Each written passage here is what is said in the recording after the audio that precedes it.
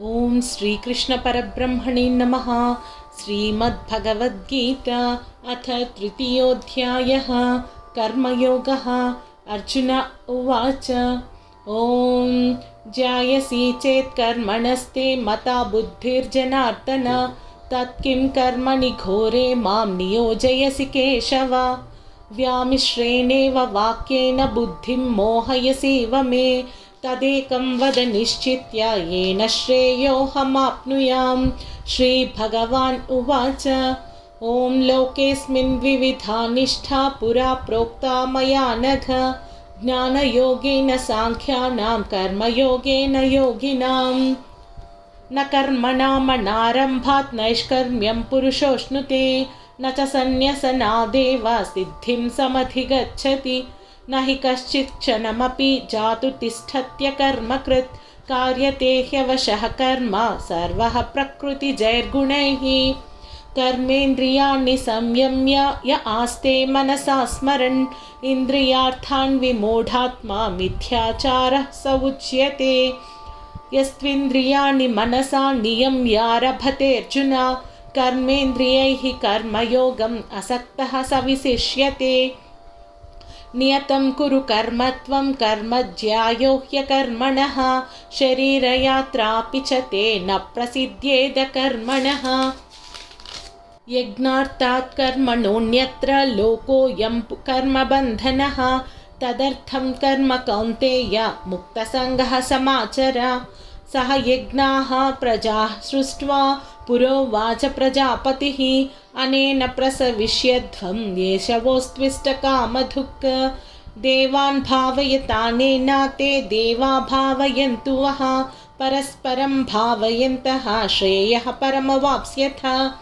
इष्टान् भोगान् हि वो देवा दास्यन्ते यज्ञभाविताः तैर्दत्तानप्रदायेभ्यो यो भुङ्क्तेस्तेन एव सः। यज्ञशिष्टाशिनः सन्तो मुच्यन्ते सर्वकिल्बिषैः भुञ्जते ते त्वघं पापा ये पचन्त्यात्मकारणात्। ॐ अन्नाद्भवन्ति भूतानि पर्जन्यादन्नसम्भवः यज्ञाद्भवति पर्जन्यो यज्ञः कर्मसमुद्भवः।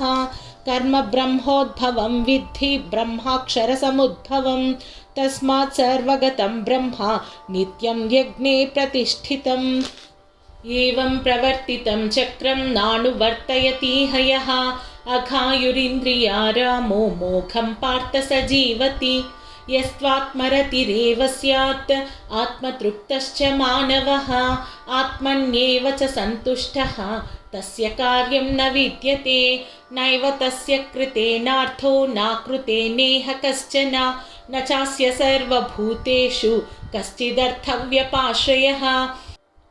तस्मादसक्तः सततं कार्यं कर्म समाचर असक्तो ह्याचरन् कर्म परमाप्नोति पूरुषः। कर्मण्यैव संसिद्धिम् आस्थिता जनकादयः लोकसङ्ग्रहमेवापि सम्पश्यन् कर्तुमर्हसि। यद्यदाचरति श्रेष्ठः तत्तदेवेतरो जनः स यत्प्रमाणं कुरुते लोकस्तदनुवर्तते। न मे पार्थास्ति कर्तव्यं त्रिषु लोकेषु किञ्चन नानवाप्तमवाप्तव्यं वर्तयेव च कर्मणि। यदि ह्यहं न वर्तेयं जातु कर्मण्यतन्द्रितः मम वर्त्मानुवर्तन्ते मनुष्याः पार्थ सर्वशः। उत्सीदेयुर्मे लोका न कुर्यां कर्म चेदहं शङ्करस्य च कर्ता स्याम् उपहन्यामि माः प्रजाः। सक्ताः कर्मण्य विद्वांसो यथा कुर्वन्ति भारत कुर्याद्विद्वांस्तथा सक्तः चिकीर्षुर्लोकसङ्ग्रहं। न बुद्धिभेदं जनयेत् अज्ञानां कर्मसङ्गिनां जोषयेत् सर्वकर्माणि विद्वान् युक्तः समाचरन्। प्रकृतेः क्रियमाणानि गुणैः कर्माणि सर्वशः अहङ्कारविमूढात्मा कर्ताहमिति मन्यते। तत्त्ववित्तु महाबाहो गुणकर्मविभागयोः गुणागुणेषु वर्तन्त इति मत्वा न सज्जते।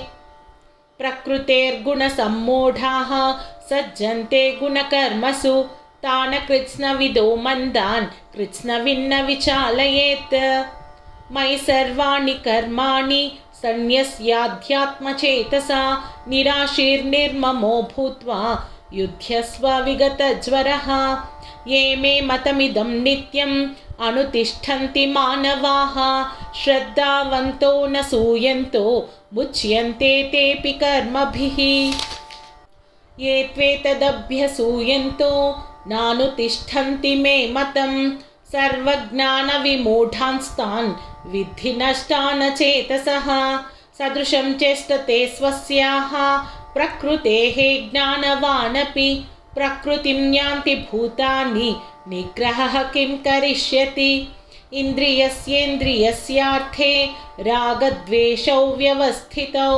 तयोर्नवशमागच्छेत् तौ ह्यस्य परिपन्थिनौ श्रेयान् स्वधर्मो विगुणः परधर्मात् स्वनुष्ठितात् स्वधर्मे निधनं श्रेयः परधर्मो भयावहः अर्जुन उवाच अथ केन प्रयुक्तोऽयं पापं चरति पूरुषः अनिच्छन्नपि वार्ष्णेय बलादिव नियोजितः श्रीभगवान् उवाच काम एष क्रोध एष रजो गुणसमुद्भवः महाशनो महापाप्मा विद्येनमिह वैरिणम् धूमेनाव्रियते वह्निः यथा दर्शो मलेन च यथोल्बेनावृतो गर्भः तथा तेनेदमावृतम् आवृतं ज्ञानमेतेन ज्ञानिनो नित्यवैरिणा कामरूपेण कौन्तेय दुष्पूरेणानलेन च इन्द्रियाणि मनोबुद्धिः अस्याधिष्ठानमुच्यते एतैर्विमोहयत्येष ज्ञानमावृत्य देहिनम् तस्मात् त्वमिन्द्रियाण्यादौ नियम्य भरतर्षभ पाप्मानं प्रजहिह्येनं ज्ञानविज्ञाननाशनम् इन्द्रियाणि पराण्याहुः इन्द्रियेभ्यः परं मनः मनसस्तु परा बुद्धिः यो बुद्धेः परतस्तु सः एवं बुद्धेः परं बुद्ध्वा संस्थभ्यात्मानमात्मना जहि शत्रुं महाबाहो कामरूपं दुरासदम् ॐ तत्सत् इति श्रीमद्भगवद्गीतासु उपनिषत्सु ब्रह्मविद्यायां योगशास्त्रे श्रीकृष्णार्जुनसंवादे कर्मयोगो नाम तृतीयोऽध्यायः सर्वं श्रीकृष्णपरब्रह्मपादार्पणमस्तु हरिः ఓం మరిన్ని అప్డేట్స్ కోసం లైక్ చేయండి, షేర్ చేయండి, మీ ఒపీనియన్ని కామెంట్ చేయండి. అలానే సబ్స్క్రైబ్ చేసుకోవడం మర్చిపోకండి. జై శ్రీకృష్ణ.